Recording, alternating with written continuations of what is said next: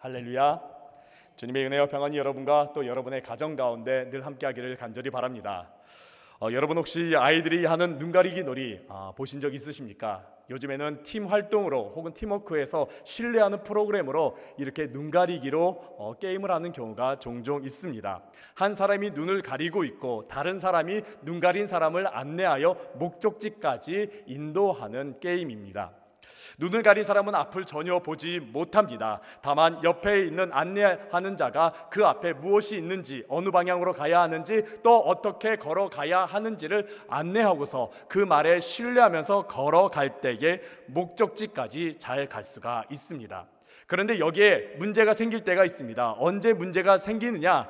옆에 있는 안내하는 자가 그 사람의 목소리만 들을 때는 문제가 없는데 주변에 다른 사람들이 간섭하기 시작하면서부터 혼란이 펼쳐지기 시작합니다. 안내하는 소리가 여러 가지가 되다 보니까 방향이 여러 가지가 됩니다. 또 안내한 사람들의 목소리가 여러 가지가 되다 보니까 어떤 방식으로 가야 하는지, 어떤 것이 정말 진짜 길인지, 또 어떻게 가야 하는지 거기에 대해서 정확지 못하다 보니까 눈을 가린 사람은 어떻게 할지 몰라가지고 두려움 가운데 빠지게 됩니다. 내가 걸어가도 되는 건가? 내가 걸어가지 말아야 하는 건가? 지금 내가 어디 있는 건가? 나는 정말 안전한 건가? 하면서 두려움 가운데 빠지게 되는 것이죠. 그런 가운데 더 이상 전진하지 못한 채 제자리에서 발을 동동거리는 경우가 종종 있습니다. 그런데 이러한 모습이 우리의 인생과도 많이 비슷해 보입니다. 우리의 인생은 한 치 앞도 보지 못할 만큼 우리는 앞으로 어떤 일이 일어날지 볼 수 없는, 어떻게 보면 눈을 가린 채 인생을 살아가는 것과도 마찬가지이지요. 그래서 우리는 앞을 볼 수 없기에, 우리가 앞일을 예측할 수가 없기에 주변의 많은 소리들에 민감하게 반응을 합니다. 무엇이 좋다더라, 어떤 것이 좋다더라, 어떻게 해야 된다더라 라면서 주변의 많은 소리에 우리가 미혹되고 흔들리고 또 예민하게 반응할 때가 있습니다. 그런데 요즘 어떻던가요? 주변에 들리는 소리를 우리가 믿을 수가 있던가요? 믿기 어려운 세상이 되어버렸습니다. 하다못해 뉴스도 이게 정말 진실인지, 도대체 무엇을 숨기고 있는 것은 아닌지 혼란스러울 때가 많이 있습니다. 유튜브요, 가짜 뉴스가 너무나 많이 있습니다. 더 이상 신뢰할 수 없는 지경에 이르고 있습니다. 그러다 보니까 어떤 소리에 우리가 귀를 기울여야 될지 알지 못하는 그러한 세상에 살아가다 보니까 우리는 너무나 불안합니다. 우리는 또 세상을 믿지 못하는 가운데 제자리에서 발을 동동거리면서 살아가고 있습니다. 어쩌면 지금 이 시대만큼 우리가 진리이신 하나님의 말씀이 정말 절실히 필요할 때가 아닌지도 모르겠습니다. 진리이신 하나님의 말씀, 정말 우리에게 바른 길을 인도해 주시는 주님의 말씀이 정말 이 시대에 너무나 필요할지도 모르겠습니다. 성경을 보면은 잘 들어야 된다, 경청해야 된다, 어떻게 해야지 잘 듣는 것인지에 대한 히브리어 단어가 있습니다. 샤마라는 단어가 있습니다. 이 샤마라는 단어는 경청하다, 잘 듣다라는 그러한 뜻을 가지고 있습니다. 우리가 자주 사용하는 히브리어 쉐마, 들으라, 그 쉐마라는 단어가 이 샤마에서 나온 단어입니다. 그런데 이 단어에는 한 가지 뜻이 더 담겨져 있습니다. 어떠한 뜻이 담겨져 있느냐? 순종하다라는 뜻이 담겨져 있습니다. 그렇게 성경에서 말하는 듣는다, 잘 들어야 한다, 이러한 뜻에는 어떤 의미까지 담겨져 있느냐? 순종하다라는 뜻도 담겨져 있습니다. 내가 잘 듣는다라는 것, 하나님의 말씀을 잘 듣는다라는 것은 그 말씀을 내가 듣고 그냥 끝나는 것이 아니라, 내가 그냥 귀로 듣고 흘려보내는 것이 아니라 내가 그 말씀을 듣고 그 말씀에 순종하며 살아가겠습니다라는 그런 의미가 담겨져 있다라는 것이지요. 그래서 로마서 10장 17절에 이렇게 말합니다. 우리 함께 로마 10장 17절 함께 읽어보겠습니다. 그러므로 믿음은 들음에서 나며 들음은 그리스도의 말씀으로 말미암느니라. 아멘. 믿음이 단순히 그냥 내가 듣고 흘려보내는 그런 걸로 믿음이 생기지 않습니다. 우리가 말씀을 들을 때 어떻게 듣느냐? 그 말씀에 아멘 하면서 들을 때에 우리 가운데 믿음이 생긴다라는 것이죠. 하나님의 말씀에 내가 순종하겠습니다, 내가 그 말씀에 정말 귀 기울이겠습니다 라는 그 말씀으로 우리가 들을 때에 우리 안에 믿음이 생긴다라는 것입니다. 순종하는 마음으로 들을 때 믿음으로 이어집니다. 신뢰하며 순종하는 마음으로 하나님의 말씀을 들을 때에 우리는 비로소 순종하며 나아갈 수가 있다라는 것이지요. 사랑하는 성도 여러분, 여러분은 하나님의 말씀을 지금 어떻게 듣고 계십니까? 그리고 여러분은 하나님의 말씀을 순종하는 마음으로 듣고 계십니까? 오늘 본문의 말씀은 이스라엘의 첫 번째 왕이었던 사울 왕에 대한 내용입니다. 사울 왕은 이스라엘의 왕이 되고서 참 열심히 살았던 왕입니다. 그에게 주어진 임무를 정말 충실히 행했던 왕입니다. 근데 그에게 정말 큰 위기가 왔습니다. 하나님의 말씀에 불순종한 나머지 그가 왕의 자리에서 쫓겨날 위기가 되었던 것이지요. 이스라엘의 왕에 대한 규례는 다른 이방 민족과는 많이 다릅니다. 신명기 17장에 그 왕에 대해서 어떠해야 되는지가 잘 담겨져 있는데, 첫 번째는 왕은 하나님께서 택하신 것입니다. 하나님께서 세우셨다라는 것입니다. 사람들에 의해서 세워진 게 아니라 하나님에 의해서 세워진 것입니다. 그렇기 때문에 하나님께서 세우시기도 하고 하나님께서 폐하시기도 합니다. 또 신명기 17장에 있는 말씀을 보면은 왕은 세상의 힘에 의존하는 것도 아니고 세상의 것들에, 화려한 것에 미혹되면서 그것을 더욱더 가지려고 하는 것이 아니라 그가 가까이 하고 그가 정말 가져야 하는 그것은 무엇이냐? 바로 하나님의 말씀임을 나타내고 있습니다. 왕에게 있어서 가장 중요한 것은 하나님의 말씀을 가까이 하고 하나님의 말씀에 귀 기울이고 하나님의 말씀에 의지해야 된다라는 것입니다. 그런데 오늘 본문에서 사울 왕이 하나님의 말씀에 순종하지 않았다라고 나타나고 있습니다. 상황은 이렇습니다. 본문 15장 1절의 말씀부터 보면은 하나님께서 사울 왕에게 명령하시는 내용이 있습니다. 너는 아말렉을 진멸시켜라 라는 명령을 하셨습니다. 이 명령에 사울 왕은 즉각 군인들을 소집합니다. 군인들을 모읍니다. 그리고 즉각적으로 모은 군인들과 함께 아말렉을 치러 나아가고 아말렉을 물리치고 진멸시키고 있습니다. 어떻게 보면 사울 왕은 하나님의 말씀을 그대로 따르는 것일지도 모릅니다. 하나님의 말씀에 그대로 순종하면서 그가 나아갔던 것일지도 모릅니다. 그런데 이런 사울 왕을 향하여서 너는 불순종하였다라는 말을 하자 사울 왕이 이에 대해서 항변하는 내용이 본문 20절에 있는 말씀입니다. 사울 왕이 이렇게 항변합니다. 사울이 사무엘에게 이르되 나는 실로 여호와의 목소리를 청종하여 여호와께서 보내신 길로 가서 아말렉 왕 아각을 끌어왔고 아말렉 사람들을 진멸하였으나, 사울 왕은 말합니다. 나는 하나님의 말씀대로 했습니다. 하나님의 말씀 나 그냥 흘려들은 거 아닙니다. 하나님의 말씀 내가 제대로 듣고 그 말씀대로 내가 전쟁을 치렀고 그 말씀대로 내가 진멸했습니다 라고 그가 말합니다. 그는 분명 하나님의 말씀을 잘 들었다라고 말하고 있습니다. 겉으로 보기에는 그러하지만은 하나님께서는 그의 행동은 전혀 그렇지 않았다라고 말합니다. 11절에 하나님께서 이렇게 말씀하십니다. 내가 사울을 왕으로 세운 것을 후회하노니 그가 돌이켜서 나를 따르지 아니하며 내 명령을 행하지 아니하였음이니이다 하신지라. 사울 왕, 그는 내 말씀 따르지 않았다, 내 말대로 행하지 아니하였다라고 말하고 있습니다. 사울의 입장에서는 자신은 분명히 하나님의 명령을 따랐다라고 생각합니다. 하나님의 말씀에 순종했다라고 말합니다. 그런데 하나님은 그가 말씀대로 행하지 않았다라고, 그는 청종하지 않았다라고, 그는 순종하지 않았다라고 말하고 있습니다. 왜 하나님께서는 그렇게 말씀하신 것일까요?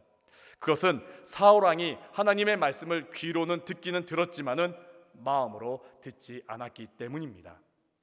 우리나라 말 중에서 상대방의 말을 잘 듣는 것에 대해서 경청이라는 단어를 사용하고 있습니다. 경청이라는 단어 한문으로 보면은 기울일 경자, 들을 청자를 사용하고 있습니다. 뜻 그대로 하면은 기울여 듣는다라는 것이죠. 이것이 정확히 어떤 뜻이냐? 내가 내 몸과 내 마음과 내 귀가 상대방을 향하여서 몸이 움직이면서 기울이면서 그 사람의 말을 듣는다라는 것이죠. 집중하여 듣는다라는 그러한 의미를 가지고 있습니다. 단순히 순간만 내가 듣고 흘려가는 것이 아니라 그 사람의 말을 내가 집중하고 그 사람의 말을 내 마음속에 간직하듯이 듣는다라는 것이죠. 사울 왕이 하나님의 말씀을 듣기는 들었습니다. 어떤 말씀을 하셨는지 그가 듣기는 들었습니다. 그래서 그는 그대로 이행을 하였습니다. 하나님의 명령에 잘 이행하면서 돌아오는 가운데에 그가 사무엘을 만났는데 사무엘에게 처음으로 말할 때 그가 이렇게 말합니다. 사무엘상 15장 13절입니다. 내가 여호와의 명령대로 행했습니다. 사무엘, 내가 당신이 하나님의 주신 말씀, 그 말씀 그대로 내가 하나님의 말씀을 그대로 내가 순종하며 행했습니다 라고 사무엘상 15장 13절에 말하고 있습니다. 나는 하나님의 말씀에 순종했습니다. 나는 하나님의 명령에 시킨 대로 나는 행했습니다 라고 말합니다. 그러자 사무엘이 사울 왕에게 말합니다. 하나님의 명령은 진멸하는 것입니다. 모든 것을 다 없애버리는 것입니다. 그렇다고 한다면 당신이 돌아왔을 때에 빈털터리가 되어야 합니다. 손에 아무것도 쥐어지는 것이 없어야 합니다. 당신이 하나님의 말씀을 다 행하고 하나님의 말씀대로 순종하고 하나님의 뜻대로 행하여서 당신에게 얻어지는 것은 빈털터리여야 됩니다. 당신의 손엔 아무것도 없어야 합니다. 그런데 14절에 말합니다. 지금 들리는 소리는 무엇입니까? 지금 들리는 소리는 무엇입니까? 양의 소리와 소의 소리가 들리자 사무엘이 사울에게 말합니다. 지금 당신에게서 들리는 소리는 무엇입니까? 여기에는 두 가지 의미가 담겨져 있습니다. 첫 번째는 당신 사울왕 하나님의 말씀 제대로 듣지 않았습니다. 진멸시켜야 되는데 그렇지 않고 남겨진 것이 있습니다. 하나님의 명령 제대로 듣지 않았습니다와 동시에 사울왕의 마음에는 하나님의 말씀의 소리보다 다른 소리가 들리는 것 같습니다. 다른 소리들이 들리는 것 같습니다라는 그런 말과도 같습니다. 사울왕은 양과 소의 소리에 더 기울였다라는 것이죠. 그 말은 무엇입니까? 하나님의 말씀에 하나님의 소리에 귀를 기울인 게 아니라 세상의 것들에 소리를 더 귀를 기울였다라는 것입니다. 왜 그렇게 했던 것일까요? 사울왕은 처음엔 15절에 있는 말씀처럼 이렇게 말합니다. 내가 하나님께 제사 드리기 위해서 사람들이 요청도 했고 내가 하나님께 제사 드리기 위해서 좀 좋은 것을 선별했습니다라고 그가 말합니다. 하지만은 그것은 겉으로 보기에 좋아 보이겠지만은 그의 마음 가운데는 전혀 다른 마음이 있었던 것이죠. 사무엘상 15장 9절입니다. 그의 마음은 이러했습니다. 사울과 백성이 아각과 그의 양과 소의 가장 좋은 것 또는 기름진 것과 어린 양과 모든 좋은 것을 남기고 진멸하기를 즐겨 아니하고 가치 없고 하찮은 것은 진멸하니라라고. 좋은 것은 취하고 하찮아 보이는 것은 멸하고 그가 좋고 나쁨을 구별했다라는 것입니다. 사울왕에게 있어서 눈에 보이는 것, 이건 좋은 거구나, 이건 나쁜 거구나라는 것을 구별하면서 그가 진멸시켰다라는 겁니다. 그것은 진멸이 아니라 약탈인 것이죠. 그는 진멸시킨 게 아니라 약탈을 했던 것입니다. 그래서 사무엘상 15장 19절에 사무엘이 사울을 향해서 이렇게 말합니다. 어찌하여 왕이 여호와의 목소리를 청정하지 아니하고 탈취하기에만 급하여 라고 말합니다. 당신은 왜 하나님의 말씀을 청정하지 않고 탈취하는 것, 약탈하는 것에만 마음을 쏟았습니까? 라고 사무엘이 사울왕에게 말한 것입니다. 겉으로는 하나님께 예배드리기 위해서, 겉으로는 하나님께 드리기 위해서, 겉으로는 경건한 모습을 나타내고 있지만 그의 속마음에는 달랐다라는 것이죠. 더 가지고자, 더 채우고자, 더 쥐고자 자신의 욕심을 따라 나아갔던 것입니다. 자신의 욕망을 따라 나아갔던 것이죠. 우리는 이러한 모습을 뭐라고 부릅니까? 위선이라고 부릅니다. 그리고 성경에서는 이러한 마음을 무슨 마음이라고 부릅니까? 두 마음을 품은 마음이라고 말하고 있습니다. 1800년대 산업혁명으로 거대한 부를 누렸던 영국, 빅토리아 시대의 그 영국, 그 당시에 세상 영국 사회를 풍자한 한 소설이 있었습니다. 그 소설은 무엇이냐? 지킬 박사와 하이드 씨의 기이한 이야기입니다. 어떤 것을 풍자했느냐? 겉으로는 영국 사람들이 멋져 보이고, 겉으로는 영국 사람들이 위대해 보이고, 겉으로 영국 사람들이 바르게 보였지만 그의 속마음들은 너무나 지저분하고 너무나 악하고 너무나 탐욕스러웠던 것이죠. 그러한 모습들을 풍자하면서 비판한 소설이 바로 지킬 박사와 하이드 씨였습니다. 내용은 어떻습니까? 우리가 잘 알다시피 지킬 박사는 유복한 가정에서 태어나갔고 정말 예의 바르고 훌륭한 모습을 겉에 드러내고 살아가고 있습니다. 하지만 그의 속마음은 본능적이고 충동적이고 파괴적인 어두운 모습이 담겨져 있죠. 이러한 두 마음 가운데서 힘들어하자 그는 지킬 박사는 약물을 통해서 두 인격을 나누게 되지요. 지킬과 하이드로 두 인격을 나누면서 자신이 살아가는 것을 보게 됩니다. 한쪽은 멋진 모습으로, 한쪽은 정말 탐욕스럽고 악한 모습으로 살아가게 됐던 것이지요. 하지만 그 두 인격이지만은 몸은 하나였던 것입니다. 이런 이중적인 모습에 결국 자신이 제어할 수가 없어서 자살을 하고 이 소설은 마무리되는 것을 우리가 잘 알고 있습니다.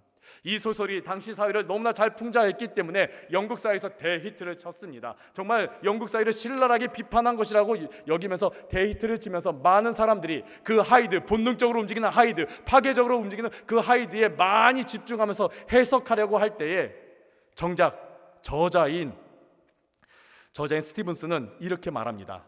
해로운 것, 정말 위험한 것, 내가 정말 비판하고자 하는 것은 하이드입니다. 하이드가 아니라 지킬입니다. 내가 정말 비판하고자 하는 것은 하이드가 아니라 지킬입니다. 왜냐하면 지킬은 위선자입니다라고요. 저자가 정말 소설에서 말하고자 했던 것은 지금 우리의 가운데 영국 사회에 나타나는 위선적인 모습을 비판하고자 했던 것입니다.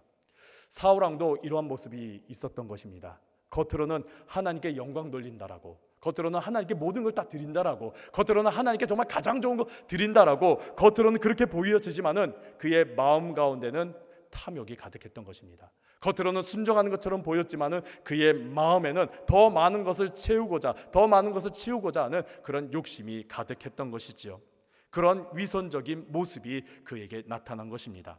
그래서 이러한 위선적인 모습을 많은 사람들이 비판합니다. 지금 사회에서도 많이 비판하고 있습니다. 지난 2017년 가톨릭 교황이었던 프란치스코 교황은 이런 말도 했습니다. 위선적인 신자보다는 무신론자가 낫다. 교회 안에 위선적인 신자들보다는 차라리 믿지 않는 무신론자가 더 나아 보인다라고 그가 그렇게 말했습니다. 예수님도 비슷한 말씀하셨습니다. 마태복음 23장 28절에 이렇게 말씀하셨습니다. 우리 함께 마태복음 23장 28절에 있는 말씀 함께 읽겠습니다. 이와 같이 너희도 겉으로는 사람에게 옳게 보이되 안으로는 외식과 불법이 가득하도다. 예수님께서 바리새인들을 향하여, 그 당시에는 많은 사도계인들 종교 지도자를 향하여 비판하실 때에 쓰셨던 말씀이죠. 그렇다면 이렇게 위선적인 모습, 이 두 마음을 품는 모습은 왜 생겨나게 되는 것일까요? 바로 사람들의 시선을 너무 의식하기 때문에, 사람들의 소리에 민감하기 때문입니다. 오늘 본문에서 사울 왕이 이렇게 두 마음을 품게 된 이유가 24절 마지막 절에 이렇게 나옵니다. 24절에 그가 이렇게 말합니다. 사울이 사무엘에게 이르되 내가 범죄하였나이다. 내가 여호와의 명령과 당신의 말씀을 어긴 것은 내가 백성을 두려워하여 그들의 말을 청정하였음이니이다. 사울 왕이 이렇게 위선적으로 보였던 모습, 순종하지 못했던 것은 백성들을 두려워했기 때문에, 백성들의 소리에 민감했기 때문이죠. 사울 왕이 두려워해야 될 대상은 누구입니까? 그리고 사울 왕이 청정해야 될, 그가 정말 귀 기울여야 될 대상이 누구입니까? 바로 하나님이지요. 하지만은 그는 사람의 소리와 사람의 시선을 더 두려워한 나머지 거기에 청정하고 그쪽을 향해 있었던 것입니다. 왕으로서 백성들의 지지를 잃을까봐, 왕으로서 자신의 체면이 구겨질까봐, 왕으로서 자신의 모습이 당당하게 드러내지 못할까봐 그는 전전긍긍했던 것입니다. 그는 하나님께 버림받는 것보다 사람들에게 버림받는 것을 더 두려워했습니다. 그 모습이 사무엘상 15장 30절에 나옵니다. 함께 읽어보도록 하겠습니다. 사무엘상 15장 30절입니다. 사울이 이르되 내가 범죄하였을지라도 이제 청하옵나니 내 백성의 장로들 앞과 이스라엘 앞에서 나를 높이사 나와 함께 돌아가서 내가 당신의 하나님 여호와께 경배하게 하소서 하더라. 내가 범죄하였습니다. 내가 문제를 일으켰습니다. 그리고 내가 정말 그것으로 말미암아 하나님께 버림받을 겁니다. 그런데 그거보다 내가 더 지금 내가 중요하게 여기는 거, 내가 지금 더 급한 거, 내가 더 지금 내가 붙잡으려고 하는 거, 그거 뭐냐? 지금 사람들 앞에 좀 가주십시오. 저 백성들 앞에 좀 가주십시오. 저 지도자들, 장로들 앞에 좀 가주십시오. 그 많은 지도자들 앞에서 가서 내가 왕으로서의 그 체면을 좀 세워주십시오라고 그가 말하고 있는 것입니다. 하나님께 버림받는 것보다 사람들에게 버림받는 것, 사람들의 시선에 외면당하는 것, 무시당하는 것을 그가 더 두려워했던 것이지요. 그래서 그는 세상의 소리에 너무 귀 기울인 나머지 하나님의 말씀에 귀 기울일 수 없었고 순종하지 못했던 것입니다. 근데 이러한 모습이 종종 우리에게도 나타나곤 합니다. 분명 여러분들 하나님의 음성을 들으셨을 것입니다. 하나님께서 여러분의 마음을 만지시면서 여러분의 마음 가운데 들려주신 말씀들이 있을 겁니다. 여러분들에게 주신 사명들이 있을 거고 여러분들의 마음을 막 요동치는 그런 말씀들이 있을 겁니다. 그런데 우리가 그런 말씀에 순종하지 못할 때가 있습니다. 왜요? 사람들의 시선과 사람들의 평가와 사람들의 소리에 민감한 나머지 우리가 순종하지 못할 때가 있습니다. 그러면 우리가 어떻게 해야 할까요? 이런 우리가 어떻게 해야 될까요? 하나님은 우리의 중심을 보신다고 하십니다. 그렇게 우리의 마음, 이러한 마음을 우리가 어떻게 해야 할까요? 19세기의 대표적인 복음주의 설교자 앤드류 머레이는 그가 책을 하나 썼는데 어떠한 책을 썼느냐? 완전한 순종이라는 책을 썼습니다. 완전한 순종. 이 책을 읽어보면 초반부에 완전한 순종이 무엇인지에 대해서 그가 간략하게 설명하는데 그가 이렇게 말합니다. 완전한 순종이란 나 자신을 기꺼이 하나님 손에 맡기는 것, 내 자신을, 나의 모든 것을 기꺼이 하나님 손에 던지는 것, 맡기는 것이라고 그가 말합니다. 그러면서 이 말씀을 이해하기 쉽게 하나의 예를 들어줍니다. 만년필 예를 들어주는데 이렇게 말합니다. 만년필은 글 쓰기 위해서 만들어졌습니다. 만년필은 한 가지 작업, 전적으로 글 쓰기 위해서 그가 만들어졌고 받쳐진 존재입니다. 그래서 만년필의 역할을 제대로 하기 위해서, 만년필이 가진 사명을 제대로 이루기 위해서는 그것은 바로 제 손에 만년필이 쥐어질 때입니다. 제 손에 만년필이 쥐어질 때 비로소 만년필이 글을 쓸 수 있는, 그가 사명을 이룰 수 있는, 그가 맡겨진, 그가 쓰임 받을 수 있는 그 이유입니다. 그런데 그렇지 않으면, 제 손에 있지 않으면은 제대로 글을 쓸 수 없습니다라고 그가 말합니다. 우리가 하나님께 온전히 순종하기 위해서는 우리의 모든 것을 다 하나님께 맡겨야 한다라고, 드려야 한다라고 말하고 있습니다. 이것을 헨리 나우엔이 한 예화를 통해서 분명하게 들어줬습니다. 헨리 나우엔의 책을 보다 보면 자주 등장하는 한 가지 예화가 있습니다. 서커스단에서 공중고개하는 공중근의 그 공연을 헨리 나우엔이 반복적으로 이야기하는 것을 보게 됩니다. 그는 공중근의 그 공연을 보면서 감탄을 합니다. 어떻게 저러한 공연을 할 수 있는 건가? 어떻게 저렇게 멋진 공연을 할 수 있는 거지? 저 사람들 무섭지 않은 건가? 그리고 저렇게 안전하게 완벽하게 저 공연을 할 수 있는 건지 그렇게 궁금해갖고 헨리 나우엔이 공중고개사에게 직접 가서 물어보았답니다. 아니, 위험하지 않습니까? 무섭지 않습니까? 두렵지 않습니까? 그런데 어떻게 저렇게 대단한 공연을 할 수 있었던 것입니까? 그것을 묻자 공중고개사가 이렇게 말합니다. 우리가 이 공연을 할 수 있는 비결, 이것을 정말 안전하게 할 수 있는 비결은 무엇이냐? 아무것도 하지 않으려고 하는 그 마음입니다. 내가 아무것도 하지 않으려는 그 마음입니다. 그것은 그저 상대방이, 나를 붙잡아줄 그 상대방이 나를 붙잡을 줄 것이라는 신뢰함을 가지고서 그에게 모든 것을 다 맡기는 것입니다 라고 그가 말합니다. 자신을 붙잡을 줄 것을 믿고서 자신의 모든 것, 자신의 몸 모든 것을 다 맡길 때에 그 공연, 공중고개라는 그 공중근해라는 그 공연이 제대로 이루어질 수 있다라는 것이죠. 만약에 그 공중에서 내가 무언가 하려고 한다면은 그때는 대단한 사고가 일어난다고 합니다. 상대방의 팔이 부러지든지 내 팔이 부러지든지 제대로 잡지 못해서 떨어지든지 하는 큰 사고가 일어난다라는 것이죠. 내가 정말 나를 붙잡아준 상대방에게 모든 것을 다 맡겼을 때에 비로소 공중근해 공연이 제대로 이루어진다라는 겁니다.